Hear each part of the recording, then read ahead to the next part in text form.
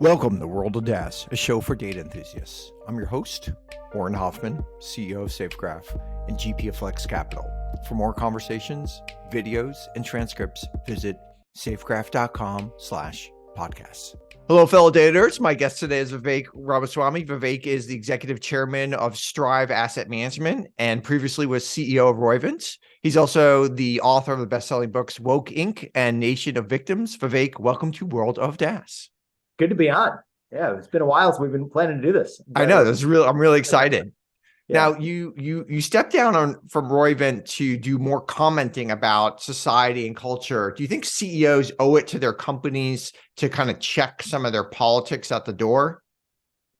I think they do. That has actually been the central thesis of much of my commentary and scholarship and book writing. That's what the first book, Woke Inc., was all about. I think that there's one caveat I'd add to that, though, which is that I think if it is possible for a CEO to distinctively speak in their capacity as a personal citizen, but without having any commingled impact on their business or use of their, I would say, business voice or resource or customer relationships to force people to adopt their perspectives using their business to do it. I think that's actually the key. Then I think in theory, I'm okay with it. Yeah. Let's say you show up at you're just a private citizen and you give a little bit of money or you care about a cause and you go to a dinner or whatever it might be. Totally. Or local volunteer at a local civic event or show up at a political rally.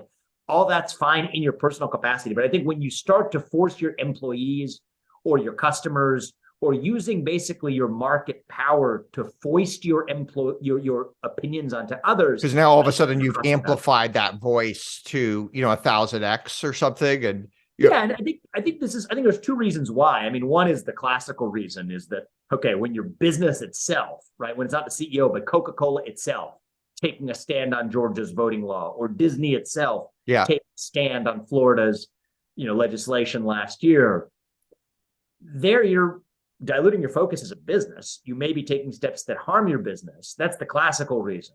But the reason I'm actually more concerned about is the reverse, is that we should not want, in fact, we did not want, much of corporate law is set up to prevent corporations from exerting too much influence on civic discourse in our democratic body politic, that we live in a one person, one voice, one person, one vote system.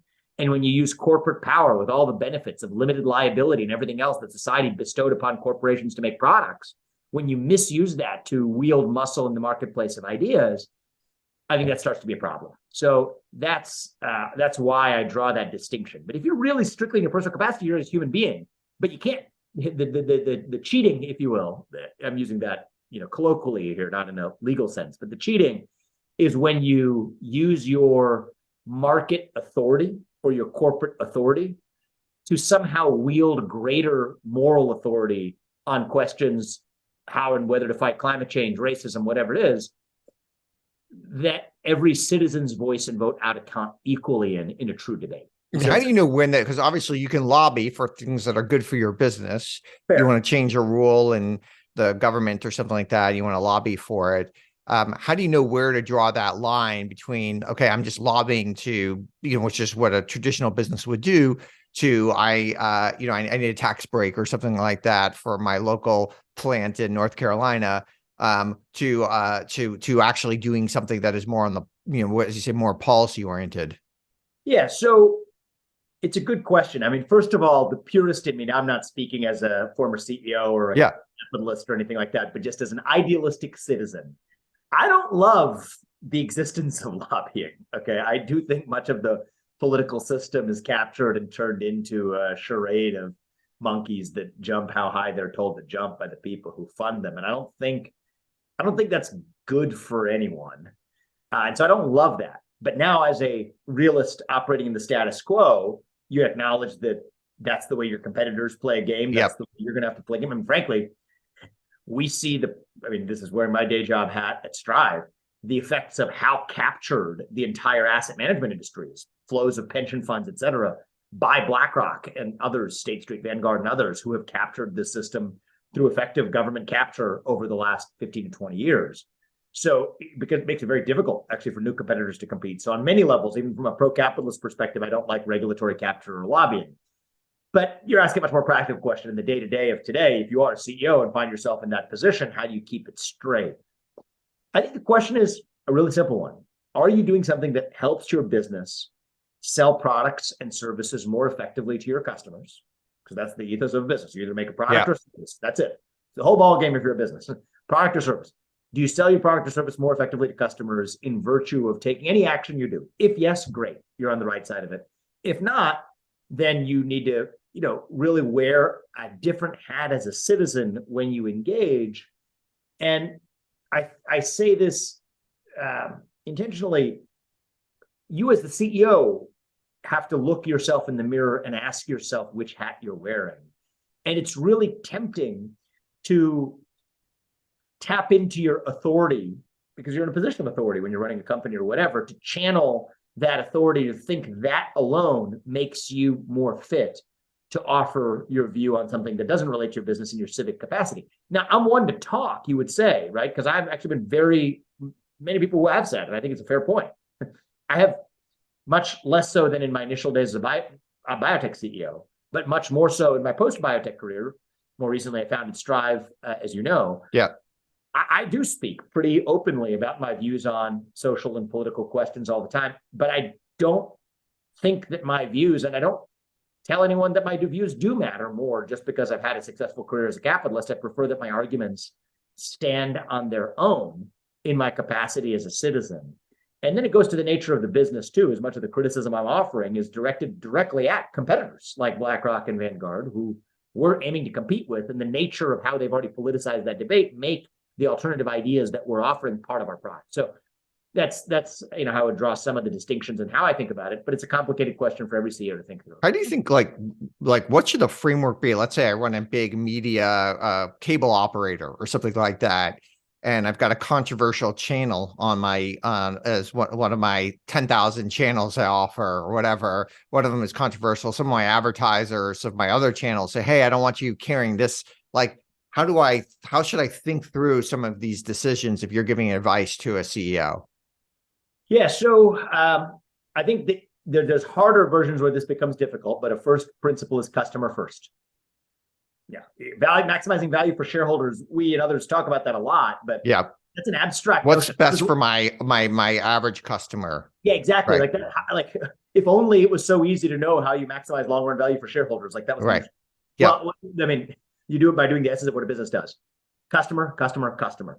Now, I think you can get into a more in the modern world. Even in the tech world or whatever, you get a question of when you parse a distinction between the customer and the core user of your product. And, I think that more experienced minds than but I agree with them, would tell you that all else equal, if you put the user first, that puts you in a better position, even vis-a-vis your customer. Take Google's business model, right? Its user is the people who use its products for free. Put the user first. That was always, at least used to be, their mantra, and then the advertisers will follow. But that's a business strategy question, less of a normative question like the one you're asking. But for the normative question you're asking, the spirit of this is, I would say, put the customer first, customer first, customer first, period. That's it. End all, be all, end of story. And then the subset of how you apply that in certain technical settings, the way you translate my version of saying customer first might actually mean user first. But that's a business strategy question that doesn't track the heart of what you're saying. I would say, do whatever allows your business to most effectively provide products and services, excellent products and services to your customers, period. Got it. And nowadays there's a lot of companies might be dealing with like a significant loud voice, maybe a very small minority, but a loud voice of their employees who are trying to get them to do something. And it's never fun, like, having your internal employees lobby for things. What would be some of your advice to some of these big CEOs, whether it's Disney or, there's a lot of famous examples of it where they have to deal with their own employees as well as lobby. Well, you may recall, Disney is a good example.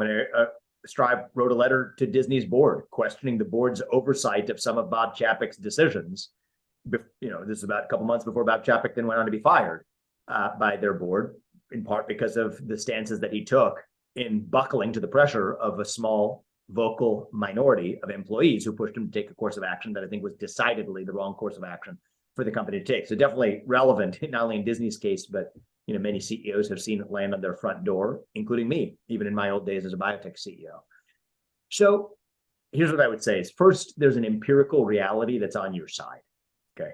It doesn't answer the in theory hard case, but you probably never get to the in theory hard case because the pragmatic reality is there's an empirical fact that's on your side. There is no such thing as the voice of the employees. Right. Everyone, there's so many different, they're diverse. Diverse group, right? Yeah. I mean, it would be a bizarre thing if there were a monolithic voice of the employees, especially running a big company operating in multiple parts of the country or world. And so what you usually find is that there's a disproportionate minority, maybe very small minority, that wields far more voice just because they're willing to than the employees who aren't. Here's another empirical reality that's on your side. Most of those employees are unlikely to be your most valuable ones. It's just not always true. There may be exceptions to that. But as a general rule of thumb, I don't think you're going to find a lot of people who have been in that seat pushing back on this, that the person who's causing something, post an anonymous post on Twitter as one of your employees and wants employees at the office to sign. Just because they're spending so much time on other stuff or they maybe not care. Not even because, it's actually, the causality might be the other way around, actually. Yeah. The fact that they're doing it reveals their misalignment with the company's core purpose, that the company's purpose wasn't good enough for them, and then they happen to have enough time on their hands to take on all of this excess stuff. I mean, you run a company that, like mine, is more young than it is old, which is as a compliment, but that's hard work, right? And so if you've got that excess, time and energy on your hands, that means you're probably not as invested in the company's own mission as you should be, let alone, the best utility of your talents being directed towards signing some sort of corporate activist campaign within a company. Those are two observations right off the bat. A, it's not just a minority, it's probably a small minority of your employees. And the second is they're likely to be a small minority of your employees that are not amongst your most valuable. So that's already made the empirical reality of this make your decisions a lot easier. You probably ignore them is the answer. Yeah. And this is where leadership comes in. Leadership means not being a flag that waves in whatever direction the wind is blowing, or even worse, that you wrongly perceive the wind is blowing even when the wind isn't blowing that way. I think it means actually being a stalwart that's committed to your own company's mission.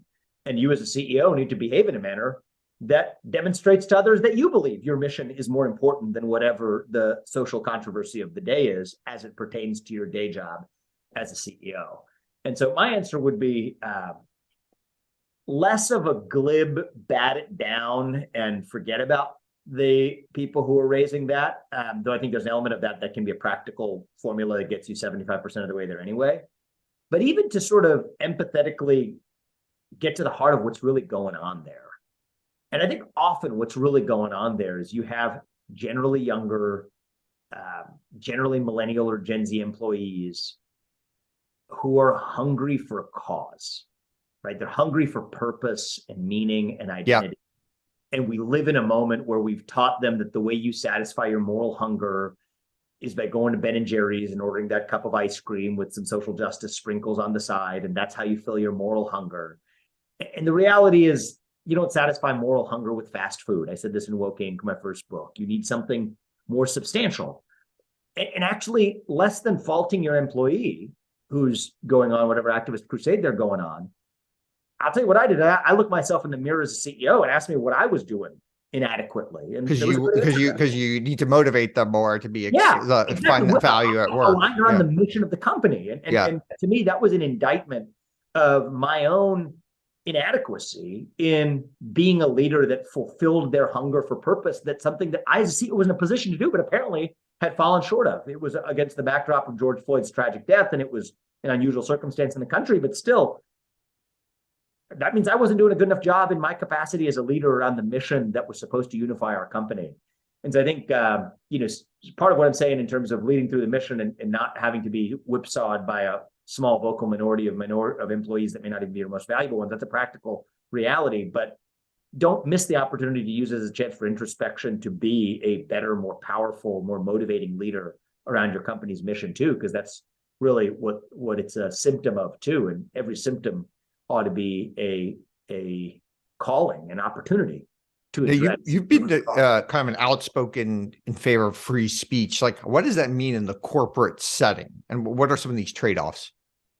So I think of free speech in our capacity as citizens, that we should be free to speak our minds. I think we should live in a country where people are free to, ought to be. I think our country is best off if its citizenry is not only free to speak, but feels free to speak. What does that mean?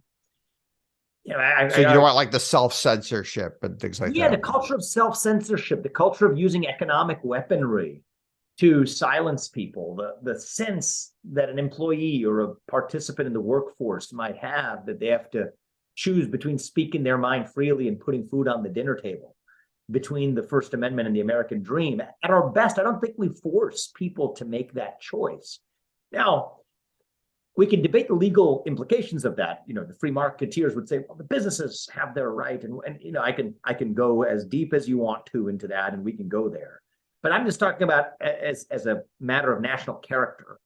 I don't think we want to live, to me, as an American, I don't want to live in a country. I would rather live in a country that did not force people to have to make that choice between their economic self-interest and what they said in their capacity as citizens than one in which people could thrive, both as workers, productive members of a workforce in the economy, but also do so in a way that allowed them to self-actualize as citizens by expressing themselves freely and to their fullest. And I think that culture of free speech is a precondition for truth.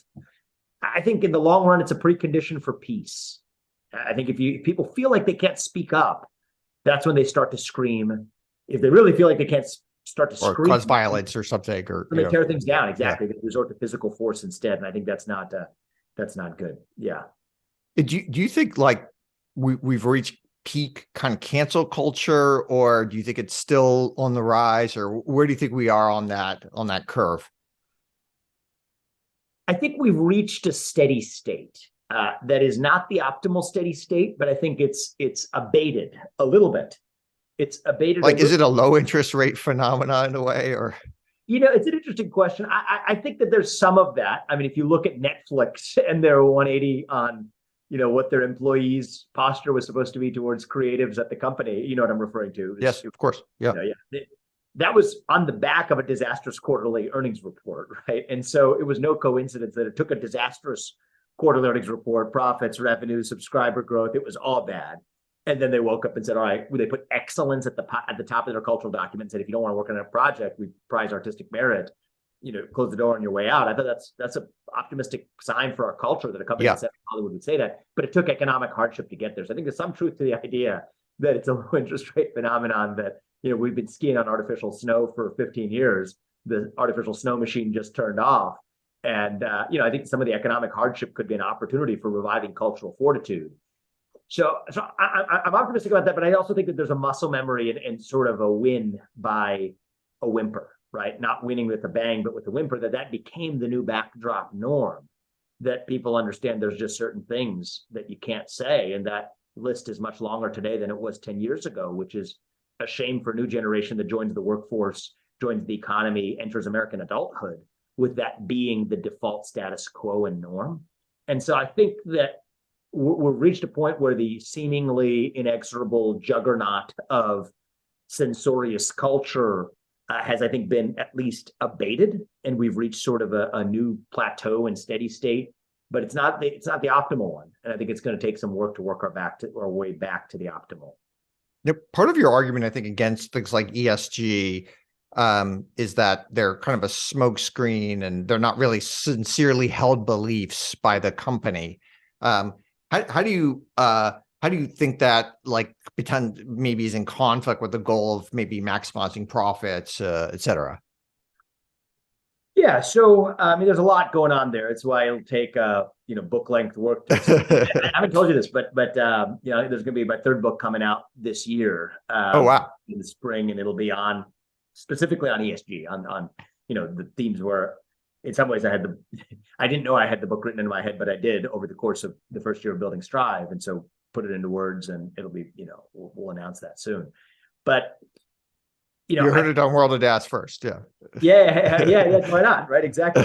So, and you've been an intellectual partner in this journey for a lot of bouncing ideas off you for the last couple of years now. So it would only be fitting. But, I think that here's what I would say. Sometimes it is arguably the value maximizing thing to do to play a particular game with virtue signaling. And that's a complicated case, and I can speak in my capacity as a citizen about it.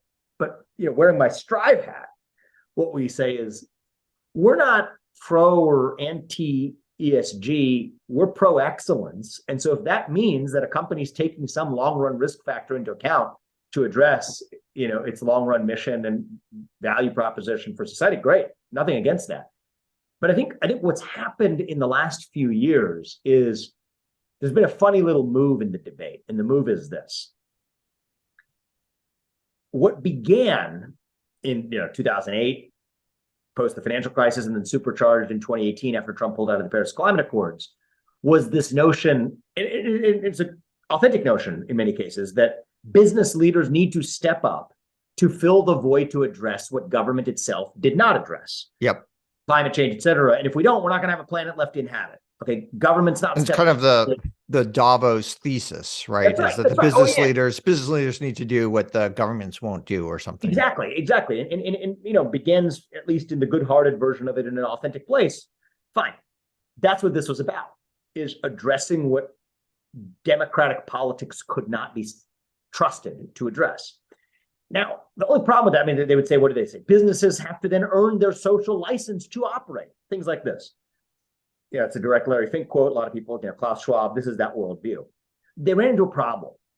The problem they ran into, especially if you're an asset manager or a financial institution, and by the way, if you're an asset manager or an asset allocator like a pension fund, you're not just a fiduciary like a corporate director is to a shareholder.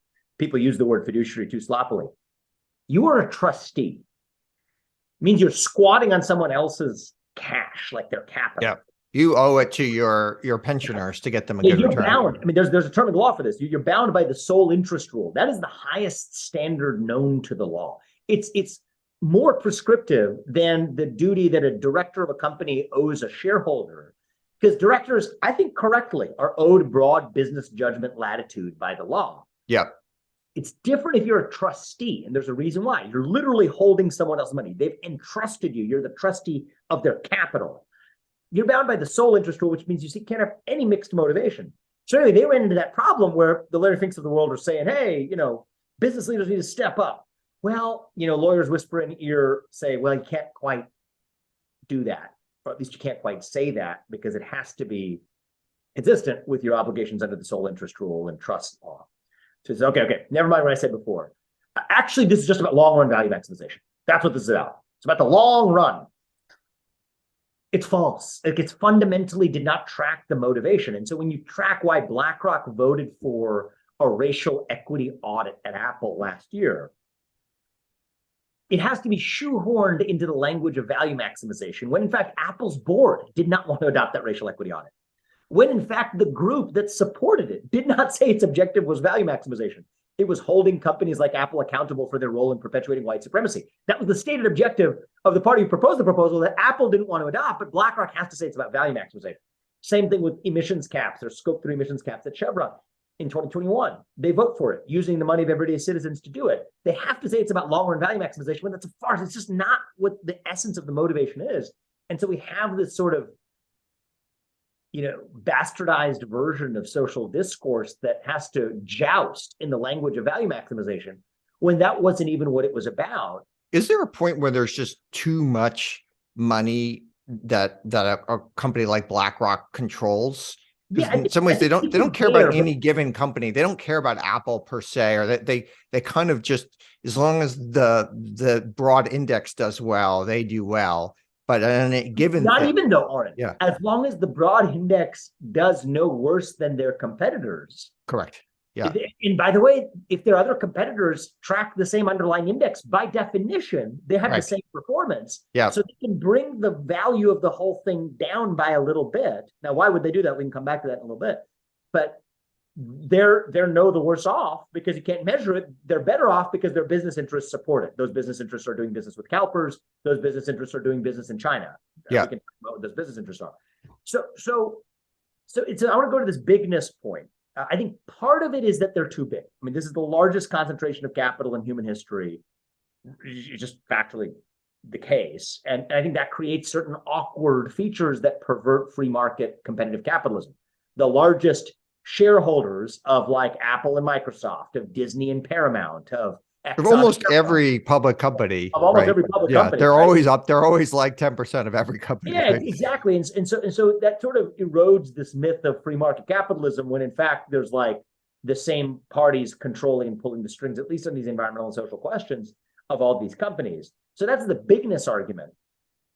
But I think actually the more powerful argument goes beyond bigness, is that they're representing clients whose interests are fundamentally divergent in a way that a good fiduciary, a good trustee cannot. So it's like being in a courtroom, right? If you're a vocal asset manager, it's like being in a courtroom as a vocal attorney representing the prosecution and the defense, or even clients with divergent interests in the same case. I went to law school. Basic table stakes point of being a legal fiduciary is you can't represent clients with divergent interests. I think the same goes for asset management. And so I think it'd be pretty reasonable to say break up BlackRock, not in some sort of vindictive, like antitrusty kind of way, though increasingly I think there are powerful arguments for that. I'm coming from a different place, which says that you can't represent clients with different interests as a vocal fiduciary. So there's the people like CalPERS who want you to spout off about ESG. Great, do that. You've made that commitment to them. But you can't drag everyone else along for the ride if everyone else wants to not have that viewpoint represented, but just to be focused on pecuniary value maximization, or somebody else that wants Catholic values advanced or whatever. You can't represent value and values at the same time. And even if you're in the business of values, you can't represent different values at the same time. So there are multiple ways, multiple roads that lead you to the place that get you to the place that, yes, they're too big, but it's a sloppy armchair argument if you just say too big, break them up. That's not what I'm saying. Yeah. It's far more specific. No, a lot of people know about BlackRock and why it's so powerful. Few people understand the power of ISS. Walk us through that. Yeah. So ISS and Glass Lewis. So they're the duopoly that has control in the market for proxy voting. What does that mean? I mean, it's such a complicated and intermediated system. But let's say you're not BlackRock and you're a different kind of fund manager. You as a fiduciary have to form a view on thousands of proxy votes that are shareholder proposals, executive compensation packages, et cetera, every year. And so what they do is they say, okay, we don't want to make those judgments internally because we're resource constrained to do that. Let's hand it over to the independents. Well, the independents are a duopoly of two firms, ISS and Glass Lewis. They wield about 97% market share in this market. They're both foreign-owned. They both abide by the ESG orthodoxy when it comes to ESG-linked proposals, executive compensation packages that take into account ESG factors, not just traditional business factors. And so you don't really have competition in that marketplace of ideas either. To date, they've gone unnoticed. I'm personally shining a greater spotlight on the role they play in that marketplace today. And again, the monopoly here is not a monopoly on products per se. It's not that they in the Rockefeller sense of this, they charge too much for their product. I think the problem is the monopoly on ideas. And they punish the defector. It's a different kind of cartel. It's not quite the product cartel jacking price.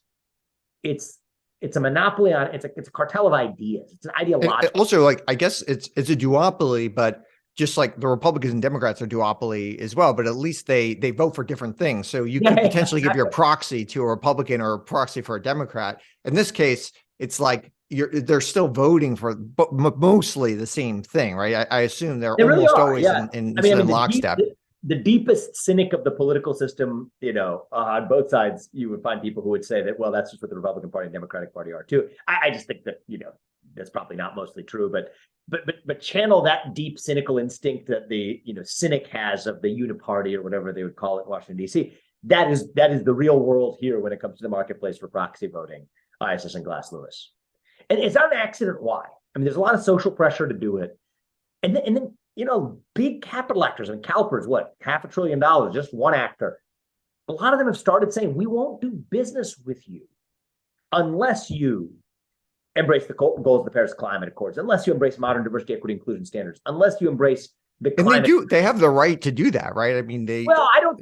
Okay, because they're a pension fund. Do you think because they're a pension fund, they don't? I think it's a misuse of government power, which is sort of why I often say this. It makes people mad when I say this, but this is not the invisible hand of the free market. It's just the invisible fist of government lurking behind the apparent invisible hand of the free market, because capitalism is a government actor. I think there's a First Amendment violation embedded in there, using the money of pensioners to speak in ways that those citizens did not intend to. There's good case law on this. There's a case called Janus out of the Supreme Court, probably the most famous of them, but Keller is another one. Basically says that if you're a public employee union, or if you're a state bar association, you can't use the dues to speak in ways that person who paid the dues would disagree with. Yeah. Well, pension fund plan participants, the only reason these pension funds are so big is these government employees, they don't have a choice. They have to contribute a certain amount of their wages to their own pension. So if the pension fund's using that to engage in what's effectively political speech, I mean, that's a First Amendment violation. It's what they call in the law compelled speech. Government compelled speech. Government's forcing you to subsidize speech that you don't want to subsidize. So no, it's like the idea that this is just like the free market is a joke. I mean, these pension funds are not in any way, they're state actors, right? Throwing their weight around, and what we delude ourselves into having to really squint with blinders on to call it the free market, reciting slogans we memorized in 1980 when it's not 1980 anymore. And I just think that's what makes this moment so complicated. What these ETFs, like from BlackRock and Vanguard, they're essentially just commodities. Like anyone can create them. It's completely open, and you kind of compete on. There's some barriers to entry and whatever. I mean, it's our business. You can't. But you compete on price. And it's a game that's historically been played out. You compete on price. That's mostly played itself out. Yep. The risk return by definition is the same thing. Liquidity, part of the beauty of the ETF vehicle is you have the complicated mechanics of it I can go into if you want, but it's as liquid as the underlying stocks if it's done well. And so that game is mostly played it out, but there's this invisible dimension of proxy voting and shareholder engagement that you have a one-sided cartel that's effectively wielded one set of ideas in the monopoly in the marketplace of ideas, because they all, part of the reason is the cultural pressure, part of the reason is personal ambitions of the people at top, but part of it is the CalPERS problem. It's not just CalPERS, it's large asset allocators upstream who made these businesses be signatories to the Climate Action 100+ network, which, by the way, is founded by CalPERS. Fun fact that not a lot of people knew. So that's what creates the problem. But in every problem, or almost every problem, there's an opportunity, which is the opportunity to solve it, which is what we're trying to do. One of the things I like, one of the things interesting about Strive is if someone had asked me a few years ago, I want to build a ETF to compete against BlackRock, I'd be like, this is a terrible idea because they're a marketing juggernaut and they have very low fees and et cetera. But you're basically saying, look, we're going to just give you the exact same product that they have with the exact same features. Is really the exact same product. We're just going to essentially allow you to vote those shares differently or think about those. It's more of it's a subtler way of competing when you're and if you're in a commodity thing, you need something to do that. Is that the way you look at the market? Here's what I'll say is it's competing on an axis. I mean, fine print aside, okay, but we're competing from a business model perspective, right? So forget about the discussion of any given one fund or whatever, but just as a business model, competing on an axis where nobody in this line of business had competed before. Yes. Is this proxy voting and shareholder engagement differentiation, not even claiming to compete on the other attributes that the historical actors had competed on. And it turns out they all are on one side of this question, all those existing competitors, and we're on a different side of it with respect to proxy voting, shareholder engagement, putting excellence first. And so, but if it wasn't a commodity, it'd be very hard. Then it becomes really hard. I got this cool software. If you're trying to compete with Salesforce or something. Yeah, and there's a temptation. I don't know, in the early days of thinking about Strive, there was a temptation to solve for multiple variables at once. Because I think there is truth that there are market dislocations created by the ESG movement that create alpha opportunities to make money in return. And in our long run business plan, believe that those are opportunities to pursue. But as you know well, focus is a formula for early success. And so we decided, okay, that's great, that exists. There's also a lot of other adjacent opportunities, but let's focus on nailing this first. Build the brand, build a distribution strategy around it, And like I'm happy to say, I mean, it's early days, and maybe this will succeed at a large scale, and maybe it won't. But the early signs are that at least there's real demand for what we brought to the market. I think it took J.P. Morgan over 2 years to cross $1 billion in AUM when they entered the ETF business, and that's with all of their benefits of existing distribution and management, et cetera. That's a big firm. Strive with no pre-existing capabilities in the first 3 months or a little over, crossed $500 million.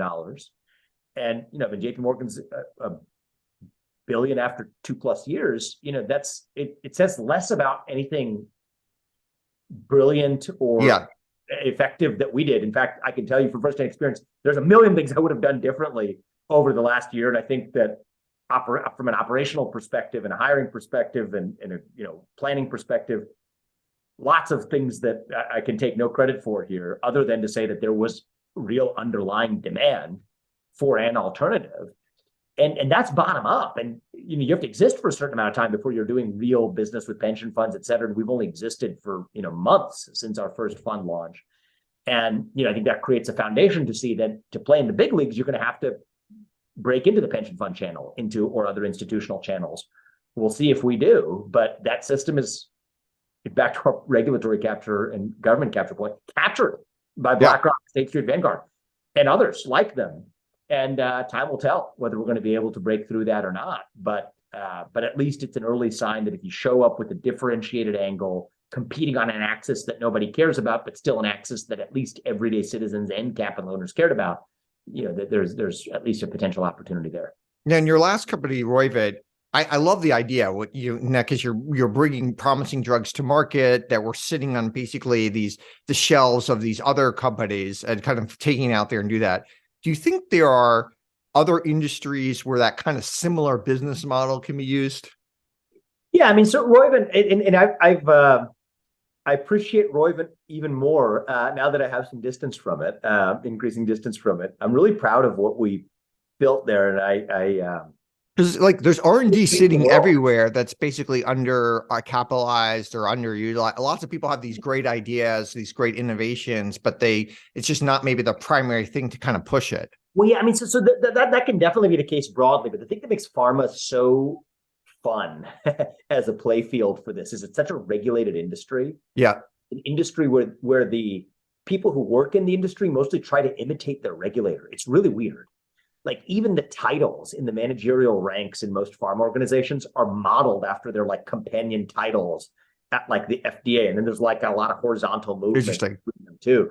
So it's just sort of the culture of an entire industry that's built around trying to imitate a federal bureaucracy in Washington, D.C. And so Roivant was really born out of sort of the managerial allergic reaction to managerialism in an industry.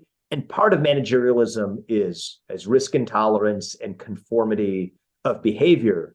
And conformity of behavior creates opportunity, where sometimes they will have put literally hundreds of millions of dollars into the development of a drug or set of drugs that they'll just, when the managerial dicta from the top is that that's not an area we're interested in anymore, they'll not pursue that. Now, sometimes, of course, that's economically guided, but not always, because there's that managerialism that's still guiding.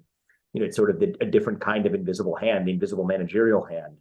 And that's not really a market force in the sense that we think about pure market forces. I mean, it's a free market decision, sort of, but often is made with instincts that weren't the ones that the, economics 101 textbook presumes. And that creates opportunity. So what do? We license the ones that look promising. It's a probability game. Some will succeed, others will fail. Years in, five approved FDA approved products that I had the chance to oversee, $3 billion deal, returned $1 billion or whatever it was before as a private company. There's now it's a multi-billion-dollar public company that is actively developing drugs in a wide range of areas. One that it's launched itself. Another that has, another set of drugs that have been launched by another company that bought a set of drugs that it acquired in a $3 billion deal with Roivant. That wouldn't have happened without a market actor being willing to take advantage of an opportunity created by this managerialism in healthcare and in pharma. And I just think the lesson for other industries, which is kind of the most important point of this, is find an area where you see the managerial class running the show. Take a hammer to that managerialism, and almost certainly you will find some opportunity lurking inside. Whether that's a shelved project as it shows up in pharma, I think that will show up in that form sometimes. But the lesson is a little deeper than that, and that's why I sort of tell the story. Interesting. Okay, a couple of personal questions. There's a Ohio Senate race in 2024, and I see on Twitter a lot of people trying to get you to run for that. There's like a lot of news speculation about it too. I am not going to run for the Ohio Senate seat. Okay, all right. Yeah, if I was going to do that, I probably would have done it in 2022 when I thought about it more seriously. So I will life is life. Like I will never say actually never, because who knows how you'll feel in the future version of yourself. But just I could just pretty certainly tell you I'm not going to. Okay, good to know. All right, another news that we've made on World of DaaS. That's great. And the last question we ask all of our guests: what conventional wisdom or advice do you think is generally bad advice? Oh, that's a good question.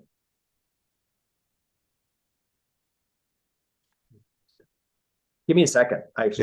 Absolutely. It's an interesting question for me.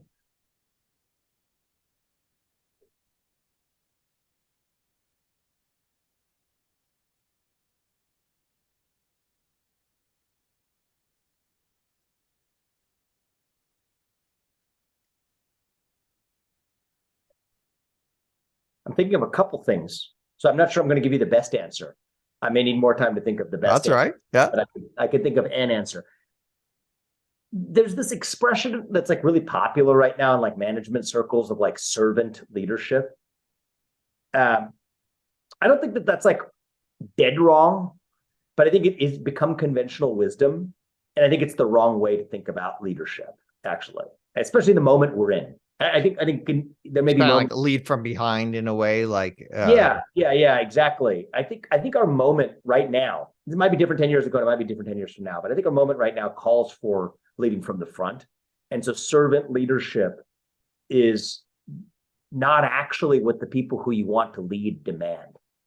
I think the people who say it because they think it lands well on the ears of the people they lead, and maybe it lands well in their ears, but it doesn't land well actually in what their gut hungers for. Yeah. The Steve Jobs analogy of, what a product is to a customer as what I think of as a leader represents to their employees. You have to show them what they want. And I think that's what it means to be a leader, particularly of a company right now in the current. And why do you think this phrase servant leader is so popular right now? Because I do hear it all the time. Yeah. It's not the best answer to your question, but it's just people come up a lot recently.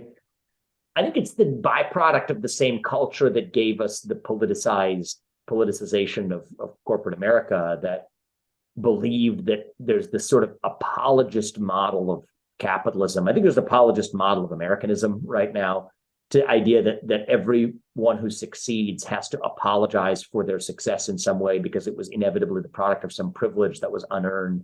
And take the social valence of that debate and put it to one side, because that's not what we're talking about right now. I think it just leads to sort of bad decisions and bad approaches to management and bad approaches to leadership. When in fact, when a pendulum is swung so far in one direction, it creates an opportunity to really lead people for something that they're missing in the wake of that cultural monolith. And to me, that is leadership with conviction instead of servant leadership. And I think that servant leadership and leadership with conviction are fundamentally incompatible with one another. They're not the opposites of one another, but they're just incompatible with one another. And so I think that I would advise you to buck the trend of servant leadership and to embrace the idea of leadership with conviction. And I think that runs against the conventional wisdom. Yeah, it definitely does. That's super interesting.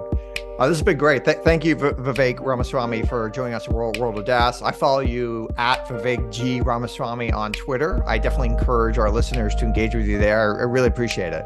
Thanks, man. I appreciate it too.